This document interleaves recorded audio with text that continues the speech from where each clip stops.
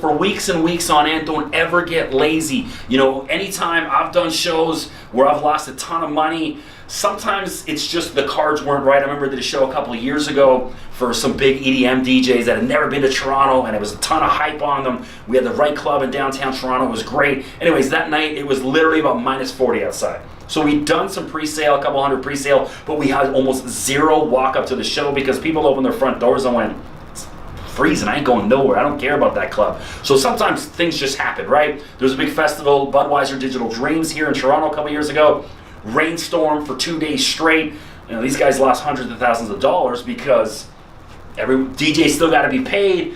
You know, everyone's got to be paid, but the show's canceled. They got to refund all the tickets. So sometimes things happen, but for the most part, when your show fails, it's because you were lazy. You didn't push hard enough. You weren't promoting right. You didn't have the right flyer. You didn't have the right radio outlet. You didn't have the right people involved to help you. It's always a team effort as well. One man or woman can't do it. Get people around you that can help.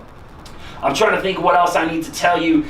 Other things, you know, the starting small is so important. I'll tell you a story. A couple of years ago, I had this guy call up, and I knew he was a wealthy businessman in Montreal, and he says, "Chris, I want to start doing concerts. I want to do festivals." And again, he'd never done a concert before. I said, "Let's do something small." He insisted small for him was a hockey arena show. So I ended up booking him Ludacris, the rapper and actor, and I got Luda 80 grand, which means I made 10%, so I made 8 grand myself. And I told this guy in Montreal, "Your concert's gonna fail, you're gonna bomb," but I made sure he paid 100% up front. I got that money from him, and sure enough, the concert bombed because he started off too big, you know, and Luda got his money. He was cool. I'm obviously probably wanted a better show, but didn't get it, but he still got his 80 grand, went back to ATL the next day, did his thing. I got my 8 grand, and went and had a good night that night in Montreal. Meanwhile, that guy, never heard from him again, never done another show. So start small, build a good reputation, and go from there. I'm Chris McKee. Don't forget, you can check me out on Twitter